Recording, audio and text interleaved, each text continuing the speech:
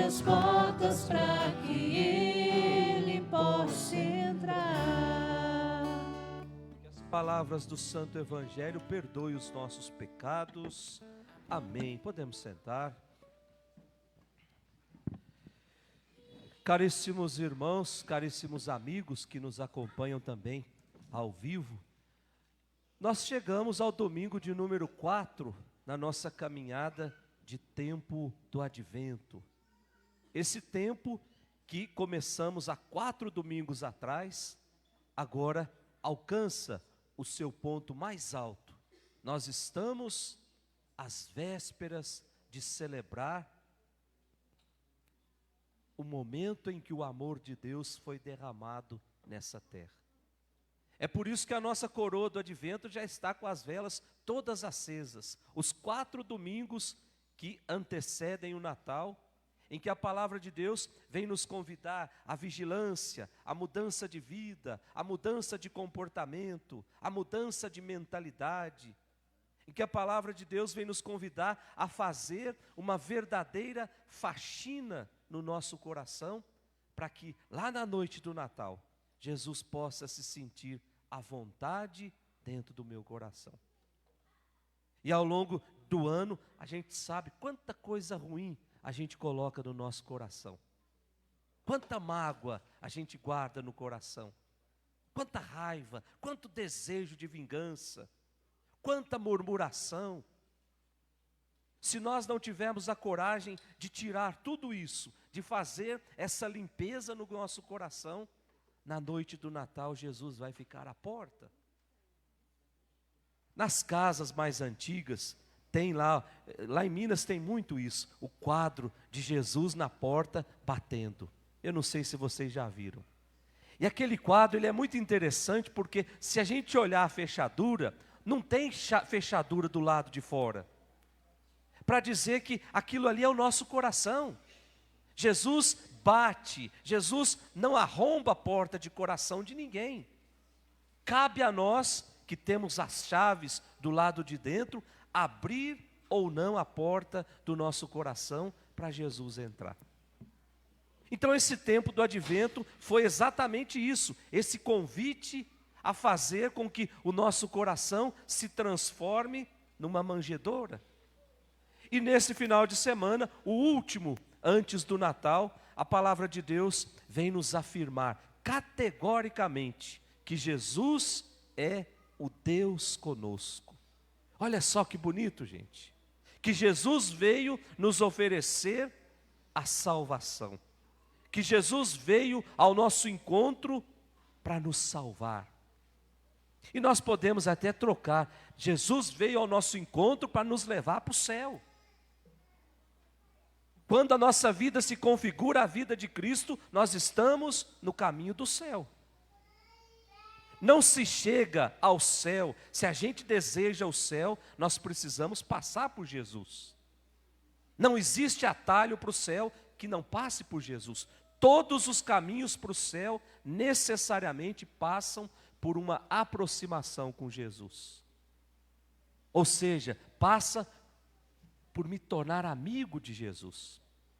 Olhemos as leituras que nos foram sugeridas nesse domingo. Primeira leitura, profeta Isaías, capítulo 7, e aí o versículo de 10 ao 14. Vamos contextualizar essa leitura para a gente entender bem o que estava acontecendo. Profeta Isaías, quando escreve esse capítulo 7, está lá por volta do ano 730 antes de Cristo. Ou seja, faltava 730 anos para Jesus nascer.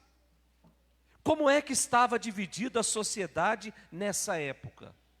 O povo de Deus era dividido em 10 tribos que ficavam ao norte, cuja capital era Israel, ou melhor, com o nome de Israel, cuja capital era Samaria. E existiam 2 tribos ao sul, chamadas de tribos de Judá, e essas tribos tinham como capital Jerusalém. Então, 12, 10 ao norte e 2 ao sul. Era tudo isso que Deus tinha. Deus não tinha mais nada, o seu povo era esse. 10 tribos ao norte e 2 tribos ao sul. As tribos do sul viviam uma prosperidade econômica muito grande. A política estava tranquila. E aí, um povo que era inimigo do povo de Deus, chamado de assírio, eles começam a organizar uma expedição militar para invadir Jerusalém e para invadir a Samaria. E aí os reis dessas duas potências começam a ficar preocupados e começam a fazer alianças com outros povos, principalmente com o pessoal da Síria. Só que não dá muito certo essas alianças, por quê? Porque o rei Acás, que é o personagem dessa primeira leitura de hoje, ele resolve, ao invés de se fortalecer, de unir com outras tribos, ele resolve, por baixo dos panos, ir procurar os assírios para fazer uma aliança com eles. Ou seja, Acás foi bater na porta do inimigo. É aqui que surge o profeta Isaías, para dizer assim: com o inimigo a gente não faz aliança, com o inimigo não tem conversa, eles querem nos destruir. Só que o rei não dá ouvidos ao profeta Isaías. E o profeta vem dizer: nós precisamos fazer aliança com Deus. Nós precisamos colocar a nossa força e a nossa segurança em Deus. Deus é capaz de nos fortalecer, o outro não. A força vem de Deus, mas mesmo assim o rei insiste em não dar ouvidos ao profeta Isaías. Então o profeta diz para o rei assim: pede um sinal então, se você acha que eu não estou falando a verdade, peça um sinal para Deus. E aí o rei também não quis pedir um sinal para Deus. Aí o profeta deve ter ficado muito chateado com o rei Acás. E aí o profeta vem dizer assim: o próprio Deus vai dar um sinal. E que sinal será esse? Está aí no versículo 14 da nossa primeira leitura. Podemos olhar juntos? Eis que uma virgem conceberá e dará à luz a um filho, e lhe porão o nome de Emanuel. Gente, 730 anos antes de Cristo, o profeta Isaías já anunciava a chegada do menino. Emanuel. Emanuel é uma palavra hebraica que quer dizer Deus conosco. Emanu, conosco, e El, Deus. Deus está conosco. E ele diz: esse será o sinal. A virgem vai nos dar de presente o Deus conosco. Meus irmãos, será que nós estamos atentos na nossa vida aos sinais que Deus vai dando? Eu posso afirmar para vocês, sem medo de errar, a cada segundo da nossa vida, Deus nos dá sinais. Os místicos, os padres do deserto, diziam assim: até aquela árvore, até aquela folha da árvore que a gente vê caindo da árvore e indo em direção ao chão, é Deus nos dando um sinal. Quando a gente acorda de manhã e escuta a sinfonia dos pássaros, é Deus nos dando sinais. Só que muitas vezes a gente se preocupa com tanta coisa e esquece de perceber os sinais de Deus. E esquece de perceber que Deus vem dando pistas de que Ele está junto conosco, de que Ele insiste em caminhar conosco. Ele é o Emanuel, o Deus conosco. Vamos pedir essa graça a partir dessa leitura, que tenhamos a coragem de perceber os sinais de Deus na nossa história, na nossa casa, na nossa família. Depois da segunda leitura, a carta de São Paulo aos Romanos, o capítulo 1, versículos de 1 até o 7. Essa carta de São Paulo aos Romanos já foi escrita há bem menos tempo do que a primeira leitura, anos 60 depois de Cristo. E São Paulo escreve para uma comunidade que estava prestes a se dividir.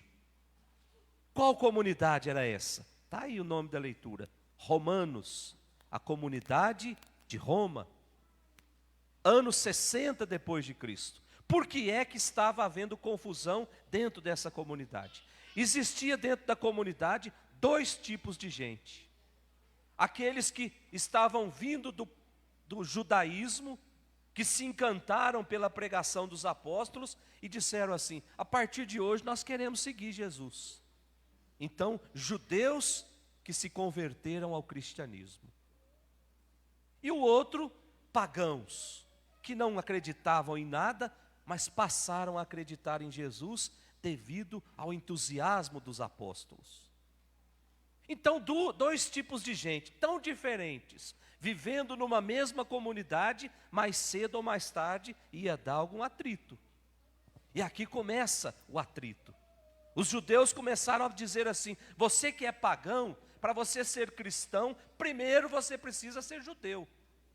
Ou seja, primeiro você precisa observar a lei, observar os mandamentos, os meninos precisam ser circuncidados, aí sim você pode ser cristão. E aí São Paulo fica furioso com a comunidade e diz: nada disso. Cristão precisa de Cristo. Nós somos cristãos, nós precisamos de Cristo, nós não precisamos de mais nada. Nós precisamos de Cristo, até Cristo ser tudo em todos. O próprio São Paulo afirma isso. Cristo precisa ser tudo dentro de mim. Aí eu não preciso mais de ficar procurando coisas para completar a minha fé. É aquela história, né? Domingo está na missa, segunda está no centro espírita, terça está na cartomante, quarta está vendo horóscopo, e assim passa a semana inteira achando que vai completar a fé. São Paulo deixa muito claro que nada disso. Nós precisamos de Cristo, mas não é um Cristo fracionado. Nós precisamos de Cristo por inteiro na nossa vida. Nós precisamos do Cristo cheio de sangue, ensanguentado da sexta-feira da paixão, mas nós também precisamos do Cristo ressuscitado do domingo de Páscoa.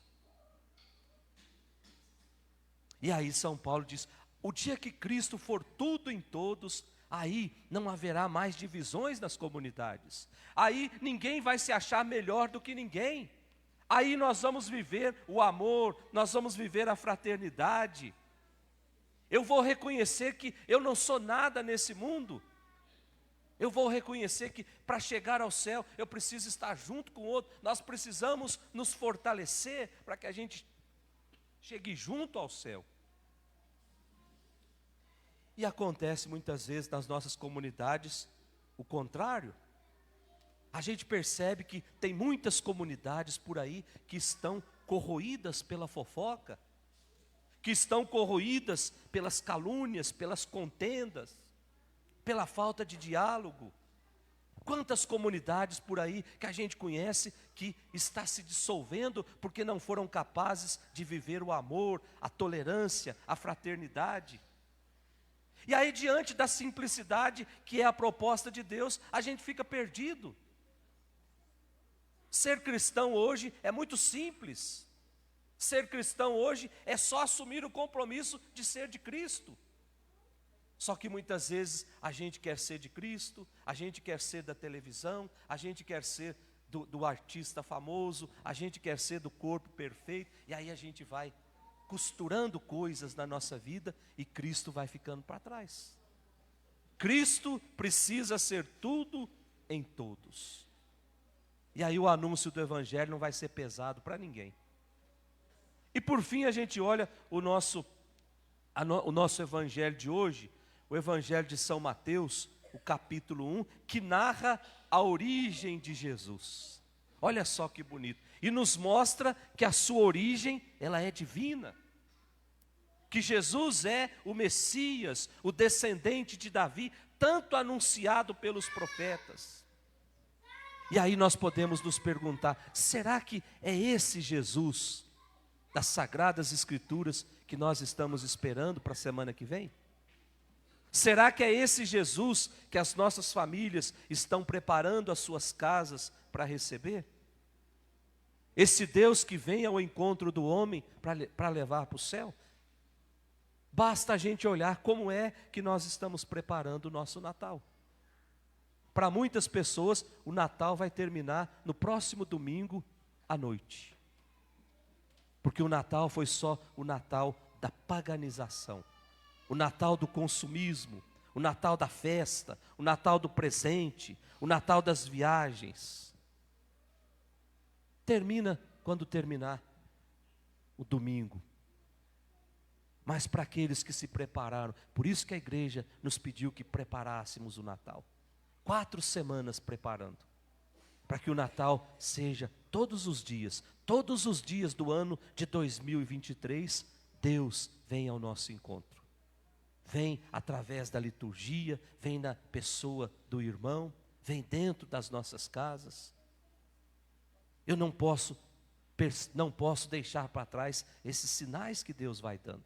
Ele vem ao nosso encontro. Por isso que o Papa vem afirmar que o Natal é a festa do encontro. É Deus que vem ao nosso encontro. E aí a gente olha para o exemplo de Maria no Evangelho de hoje, que sempre estava disponível aos apelos de Deus. Maria que responde sim, e esse sim torna possível o nosso convívio com Jesus. Gente, vocês já pensaram se Maria tivesse dito não quando o anjo foi visitar? Se Maria tivesse dito assim, eu sou uma menina de 17 anos, eu não quero me envolver com essas coisas. O que é que os outros vão dizer de mim? Grávida, sem nunca ter deitado com alguém. Como é que o povo vai dizer isso de mim? Mas Maria confiou, Maria acreditou. E mesmo sem compreender o mistério, Maria disse sim. Portanto, Maria, ela é exemplo para cada um de nós. Que nós possamos dizer sim a Deus, mesmo se num primeiro momento a gente não compreenda muita coisa. Mas é o nosso sim que vai fazer Deus continuar nascendo nessa humanidade.